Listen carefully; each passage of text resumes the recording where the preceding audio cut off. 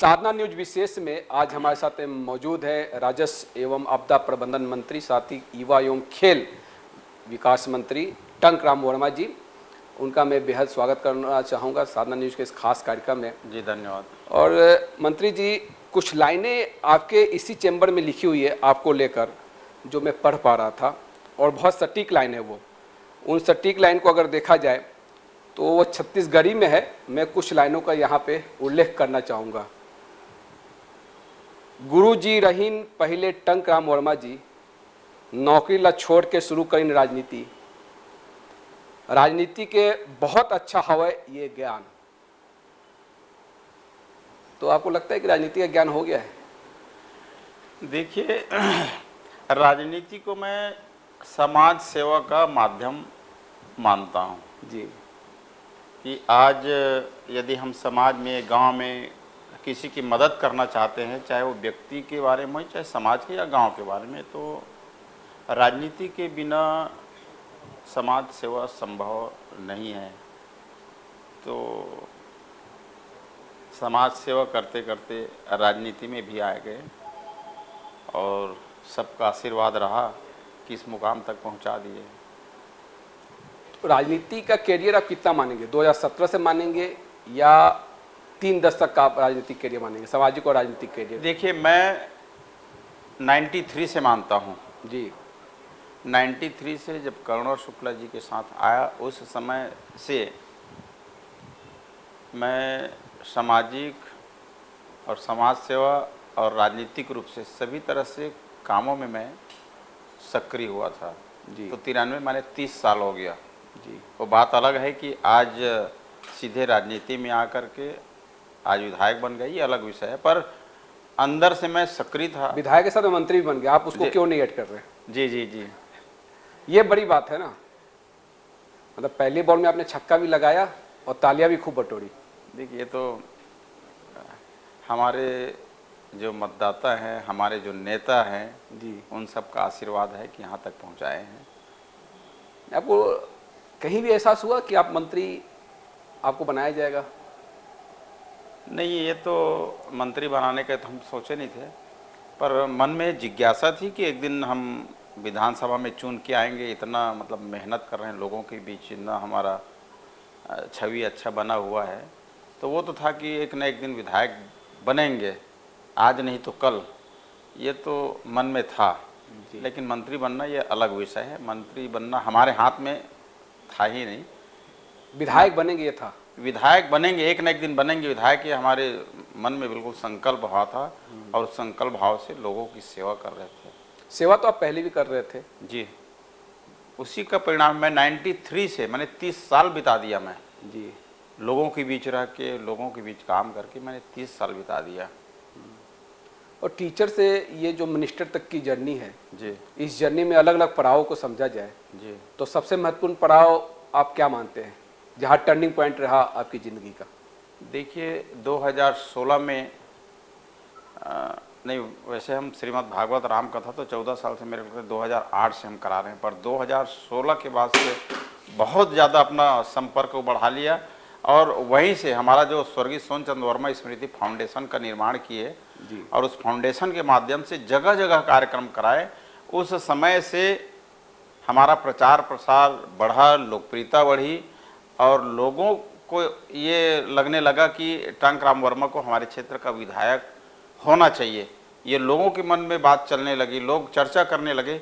उस समय से हमको भी लगने लगा कि लोग इतना चाह रहे हैं कि एक न एक दिन उस मुकाम तक पहुँचेंगे। तो श्रीमद् भागवत कथा, राम कथा और जितने बड़े बड़े धार्मिक आयोजन हमने करवाए, उस समय से हमारा विस्तार हुआ है। एक बात और कि बलौदा बाजार एक ऐसा क्षेत्र, बहुत बड़ा क्षेत्र है उसका जी, और आप कई मंत्रियों के निज सहायक भी रहे। जी, रमेश बैस जी के भी रहे, दयालदास बघेल जी, केदार कश्यप जी, इतने हाई प्रोफाइल। समय मिल पाता था क्षेत्र में समय देने का? मैं क्षेत्र में पूरा समय देता था, क्षेत्र को मैं कभी छोड़ा नहीं जी। और जिनके साथ भी रहा हूँ, ये मेरा सौभाग्य है कि उन सब ने मुझको बहुत सपोर्ट किया, समय दिया और उन लोगों को भी लग रहा था कि एक दिन ये क्षेत्र का प्रतिनिधित्व करेंगे। जिनके साथ रहा हूँ उनको भी लगता था कि इतना सक्रिय रहता है तो एक न एक दिन इसको प्रतिनिधित्व करने का अवसर मिलेगा, और वो समय मिला भी। आपको लगता है कि आपको कुछ दैवीय शक्तियाँ भी मिली है जो नहीं, कनेक्ट कर पाती है जनता नहीं, से? दैवी शक्तियाँ तो नहीं कह सकते, पर लोगों का आशीर्वाद राम जी का है। कृपा? हाँ, राम जी की कृपा है, और इतनी जो लोकप्रियता हुई है राम कथा, भागवत कथा, और जो सामाजिक कार्यक्रम करते रहते हैं उनके कारण। जी।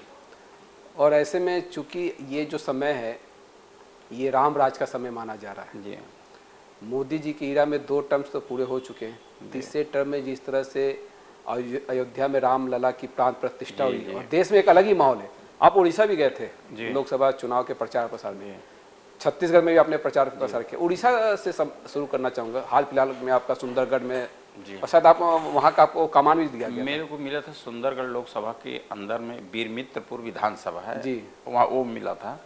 तो मैं वहाँ देखा तो वहाँ भी लोगों के मन में हमारे अयोध्या में राम मंदिर के प्रति बड़ा सद्भाव है, और मोदी जी का जय जयकार कर रहे हैं कि उनके राज में, उनके नेतृत्व में भगवान राम लल्ला विराजे हैं। तो ये प्रभाव बहुत ज़्यादा उड़ीसा में भी देखने को मिला। जी। मुद्दे आपको क्या समझ में आए कि वहाँ के मुद्दे क्या क्या इस बार हैं? क्योंकि उड़ीसा में विधानसभा भी चुनाव हो रहा है। आप लोग लगातार ये भी बात बोल रहे हैं कि वहाँ के जो मुख्यमंत्री है नवीन पटनायक जी, उनको उड़िया भाषा नहीं आती है तो कैसे कनेक्ट कर पाएंगे। और वहाँ की हिमाचल की एक बेटी जो आई है उड़ीसा से, जिसको बीजेपी ने टिकट दिया, उसने उड़िया भाषा सीख ली है। जी जी। वहाँ पे इस समय परिवर्तन का लहर है।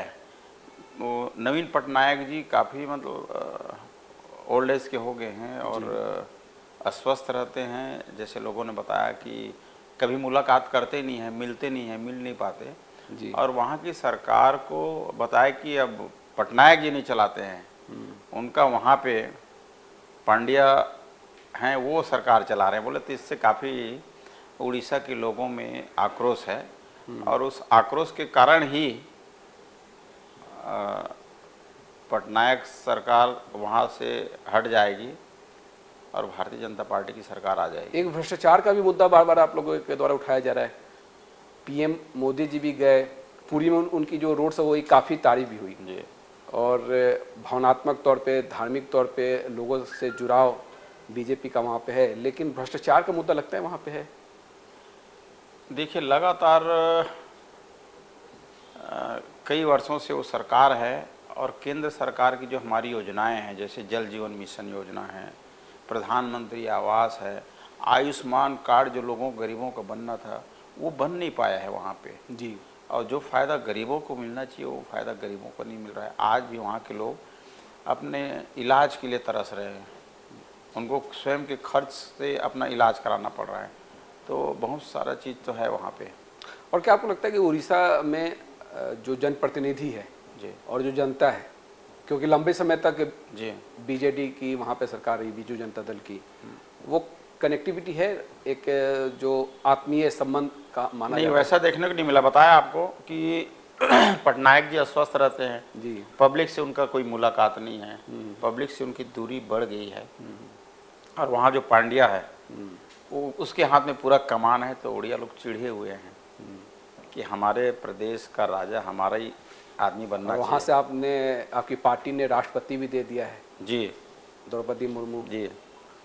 और इस बीच में वहाँ जिस तरह से बीजेपी अपनी जमीन तलाश रही है, कितनी मजबूत स्थिति मानते हैं बीजेपी के लिए? इस बार बीजेपी की सरकार बनेगी ऐसी मुझको पूरा उम्मीद है। मैं ज़्यादा जगह तो नहीं घूमा हूँ, लेकिन जो खबरें आती थी उसमें ये है कि वहाँ पे हमारी सरकार बन रही है, भारतीय जनता पार्टी की सरकार बन रही है। उसका कारण वही बताया कि एक तो पटनायक की अस्वस्थता और केंद्र सरकार की योजनाओं का संचालन भी नहीं हुआ है, लोगों को उनका फ़ायदा नहीं मिल रहा है जी।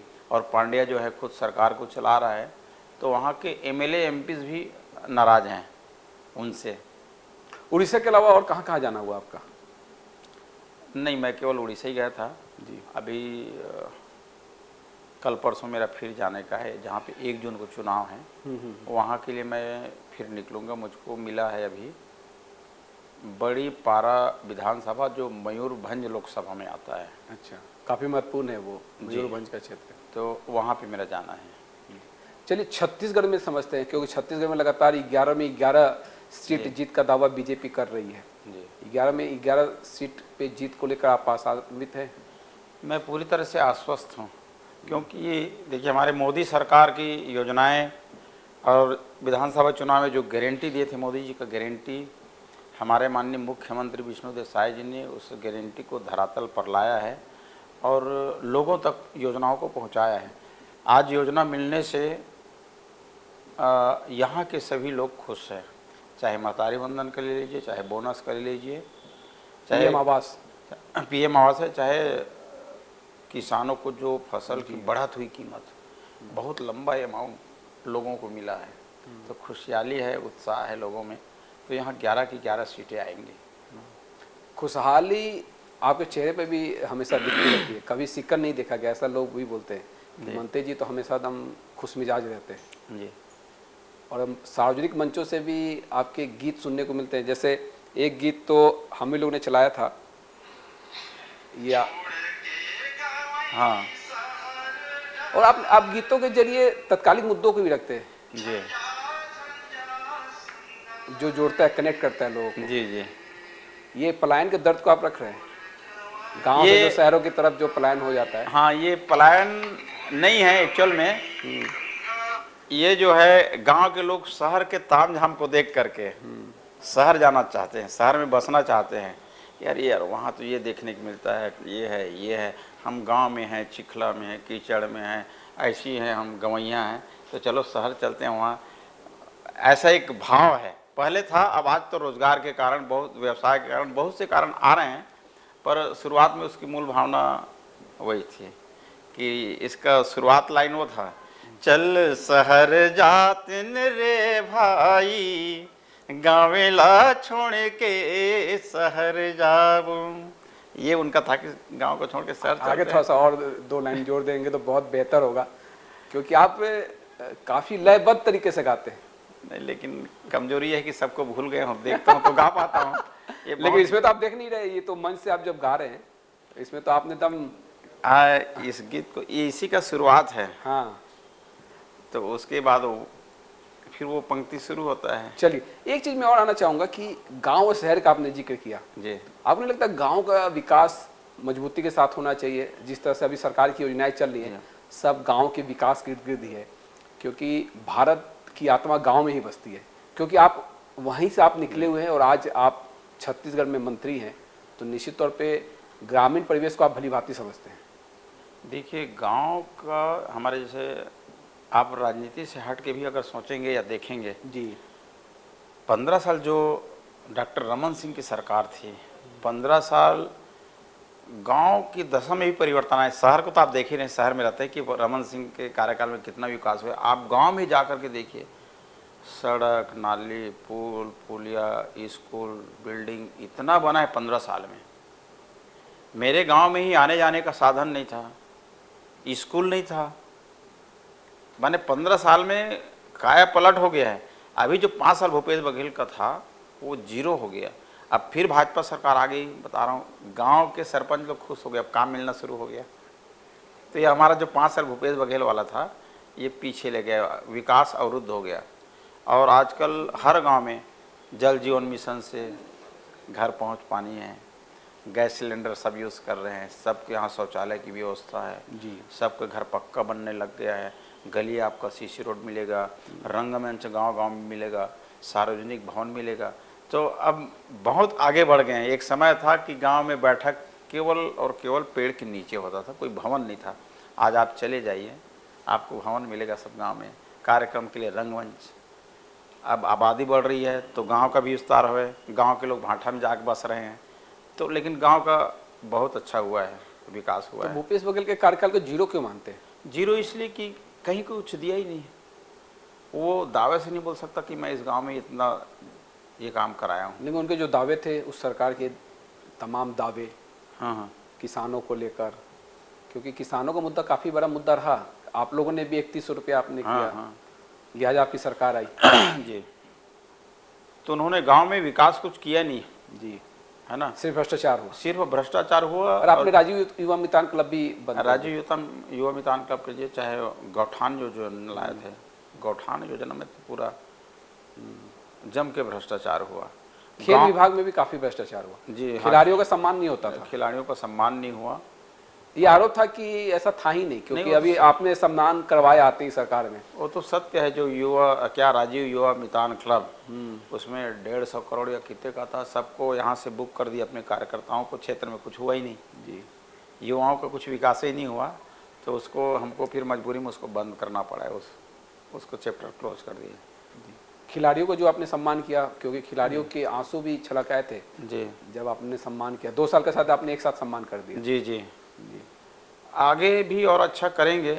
हमारी मंशा है कि जो जिम्मेदारी मिली है उसको बखूबी निभाएं और युवाओं के लिए अच्छा काम करें, अच्छा प्लेटफॉर्म मिले और अच्छी सुविधाएं दें।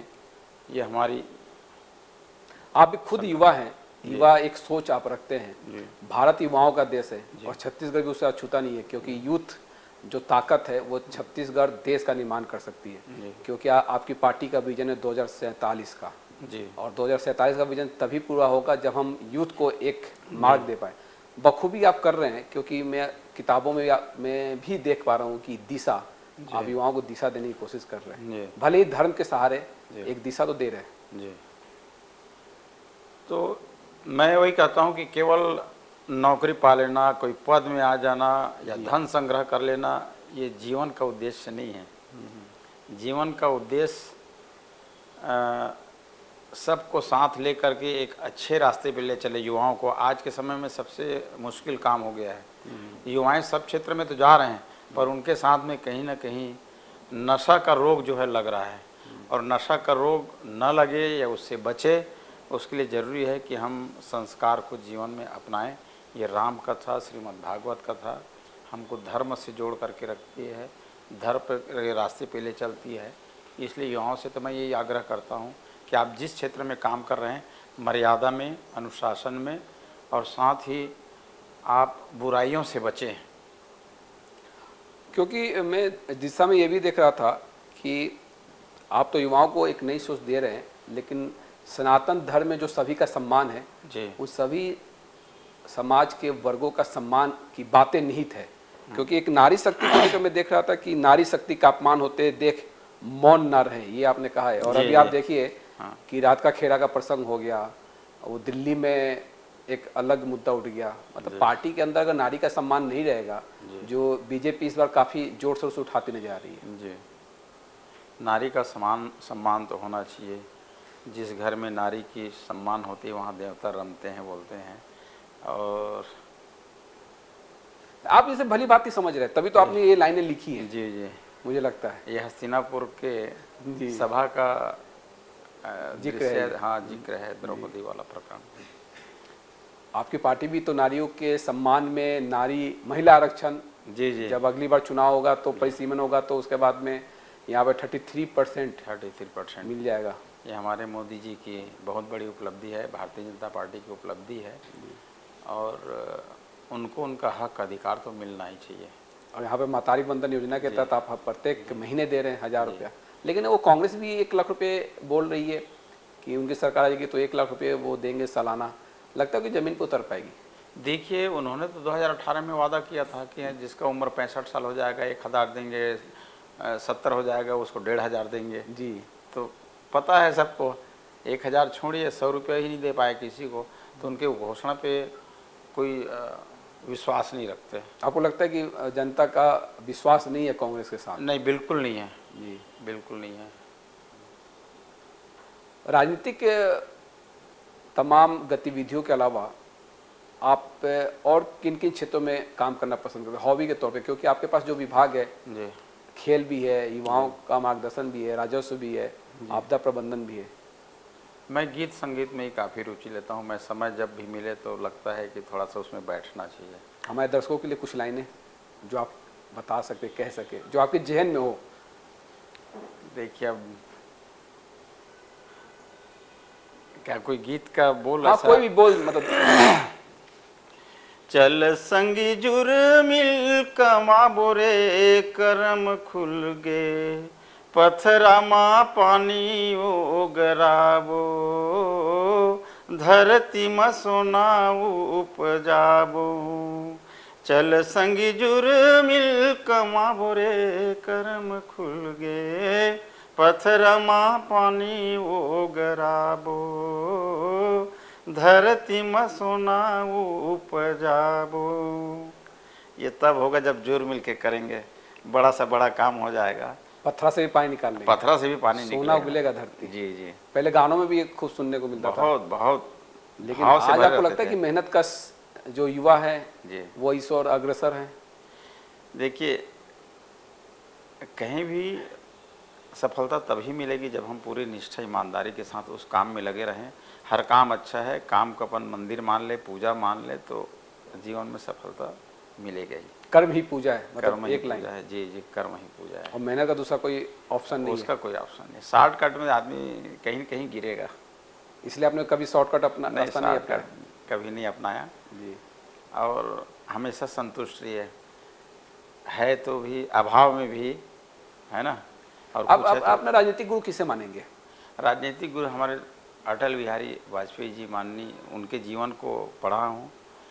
पंडित श्यामा प्रसाद मुखर्जी, मुखर्जी, जिन्होंने अपना बलिदान दे दिया। हाँ, दीनदयाल उपाध्याय जी, जी, है ना। मुगल सराय स्टेशन पर हाँ जिनकी, हाँ, तो ये लोग हैं जो लेकिन देश के इन्होंने लिए जो जिए। बलिदान दिया, आपको लगता है कि अब बीजेपी उनके बलिदानों को सही तरीके से अपने कामों के जरिए चरितार्थ कर रही है? क्योंकि उन्होंने पार्टी के लिए, देश के लिए, जी। हिंदुत्व के लिए बलिदान दिया। देखिए, उनके जो सोच था, जो उनका जो विचार था, उसी विचार को भारतीय जनता पार्टी आगे बढ़ा रहे हैं। और उसी के नाम पे जैसे अंत्योदय योजना है ना, उनका था भी कि अंतिम पंक्ति में अंतिम व्यक्ति जो बैठा है उनके तक योजना जाना चाहिए। वो भूखा मत रहे, भूखा मत सोए, उसके घर में भी चूल्हा जलना चाहिए। ये उनका सोच था, और भारतीय जनता पार्टी उसी सोच पे काम कर रही है। और श्यामा प्रसाद मुखर्जी ने कश्मीर के लिए जो जी, दिया, हाँ, बहुत, वो तो उसको भुलाया नहीं जा सकता। भुलाया नहीं जा सकता, पर उनके भी सपना को लाल नरेंद्र मोदी जी ने लाल पूरा, चौक पे झंडा फहराना। हाँ हाँ, जी, नरेंद्र मोदी जी ने पूरा कर दिया। तो वाकई में सरकार बनने के बाद हमारे जो मार्गदर्शक थे, प्रेरणा स्रोत थे, जी, पंडित दीनदयाल उपाध्याय जी, डॉक्टर श्यामा प्रसाद मुखर्जी जी, इनके सपनों को नरेंद्र मोदी जी ने पूरा किया। और आप? हम तो सिपाही हैं एक। नहीं तो आप अपने क्षेत्र में तो निश्चित तौर पर। हाँ, उनकी योजनाओं को हम भी ले जाते हैं घर घर तक भाई, जी, है ना। आपने अपनी जिंदगी में आत्मसात कर लिया है उनके विचारों को? जी, पूरा कोशिश करते हैं कि उनके विचार से जिएं और उनके विचारों के अनुरूप हम काम करें। एक बात मैं और समझना चाहूँगा, क्योंकि आपके पास में जो राजस्व डिपार्टमेंट है, जी एक काफ़ी महत्वपूर्ण डिपार्टमेंट है। जी क्योंकि जब भी किसानों को आपदा के समय आपके विभाग की तरफ देखना जी, पड़ता है। जी। फसल मुआवजे की बात कर ली जाए, गिदावरी रिपोर्ट की बात कर ली जाए, इसमें कब आपको लगता है कुछ ऐसे विसंगतियां हैं जिसको दूर करने की आवश्यकता है? जो पूर्व की सरकारों ने मेड़ को लेकर बहुत सारे सवाल खड़े कर रखे थे। कुछ तो सुधार की ज़रूरत है। जी, अभी कुछ नया करने का, जियो टैगिंग और जियो रिफ्रेशिंग, ड्रोन सिस्टम से सर्वे, ऐसा कुछ नया करने को सोच रहे हैं कि हर आदमी को ये तो पता रहे कि हमारे पास क्या है। जी, है ना। वो पटवारी नहीं, कांग्रेस वाले तो उसी जमीन पे नजर गड़ाए हुए हैं। अभी आपने सैम पित्रोदा का सुन लिया होगा कि विरासत टैक्स। हाँ हाँ हाँ, उनका चला था। आप बोल रहे हैं कि किसके पास कितना है उसको मालूम होना चाहिए, लेकिन ये तो इनका बस चले तो इन तो सब। आपने उस बयान को सुना भी होगा। हाँ, पढ़ा था थोड़ा सा जी, कि फिर बाद में वो नस्ल भेदी टिप्पणी भी आ गई है काले गोरे को लेके। क्या है, सब परेशान हैं, जी, है ना। देश में भ्रष्टाचार समाप्त कर दिए, बिचौलियों का रोल समाप्त हो गया। नरेंद्र मोदी जी के नेतृत्व में साफ सुथरी सरकार चल रही है, तो इन लोग छटपटा रहे हैं। इस कारण लोग कुछ भी बोले जाते हैं, कुछ भी बोले जा रहे हैं। ऐसे आप नर्म स्वभाव के जाने जाते हैं, लेकिन एक फैसला अवैध कॉलोनियों को लेकर आपने लिया था, बर्दाश्त नहीं करेंगे अवैध कॉलोनियों को। जी जी, कॉलोनाइजर को लेकर आपने सीधे दो टुक में कहा था। उसका सीधा नुकसान हमारे यहाँ के भोले भाले लोगों को होता है। ये लोग तो क्या है कि किसी भी किसान से एग्रीकल्चर लैंड का खरीद लिए और उसको मार्किंग करके बेच देते हैं, ना सड़क है, ना नाली है, ना बिजली है, ना पानी है जी। और लगता है कि थोड़ा सा रेट कम मिल रहा है कि लोग लालच में ले भी और लेते हैं। कृषि का रकबा भी घट जाता है। हाँ, तो अब उसके बाद फिर नेताओं के पास आते हैं कि रोड भी बनवा दो, नाली भी बनवा दो। तो मैं वही कहता हूँ कि भाई आप जो शासन का नियम है, जैसा पंजीयन होना चाहिए, रेरा से अप्रूव्ड होना चाहिए, वो करा के आप बेचो ना, कौन मना किया है? जी। सामने वाले को भी पूरा सर्व सुविधा युक्त मिलेगा, अच्छी बात है। पर आप कहीं भी लेके ऐसा काट के बेच रहे हो तो उससे नुकसान तो लोगों को है, राजस्व में भी है, उसको भी है। आपके पास जनता जो आती है, आपके क्षेत्र के लोग आते होंगे, सबसे अधिक आवेदन समस्या क्या लेकर आते राजस्व का ही आता है, हैं? जी। सीमांकन का, तो बटांकन बटांकन का, का। तो विवाद का, तो अवैध कब्जा का, है ना, सरकारी ज़मीन को बेचने का, माने पूरा पेचीदाओं से भरा हुआ है। तो इन पेचीदगियों से का हल क्या है? हाँ, तो बात करते हैं, अतिक्रमण हटाना है, बात करते हैं भैया शासकीय ज़मीन है, बचा के रखो आने वाले पीढ़ी के लिए। और क्योंकि कॉर्पोरेट की भी नज़र है ऐसे ज़मीनों पे भी, जी जी और अभी तो बुलडोजर भी खूब चल रहा है अतिक्रमण करने वालों पे, अपराधियों पे भी, जी जी। तो उसका एक अलग मैसेज जा रहा है। चलिए, मुझे लगता है कि चलते चलते कुछ महत्वपूर्ण बात रखना चाहेंगे हमारे दर्शकों के लिए इस कार्यक्रम के जरिए, क्योंकि ये लाइव कार्यक्रम जा रहा है। देखिए, हम सबसे बस एक ही चीज़ बोलते हैं कि इस देश को आगे बढ़ाने के लिए और देश को विकसित राष्ट्र बनाने के लिए हमारे देश के यशस्वी प्रधानमंत्री नरेंद्र मोदी जी का कल्पना है कि हम 2047 तक भारत को विकसित राष्ट्र बनाएं और हमारा छत्तीसगढ़ को भी विकसित राज्य बनाएं।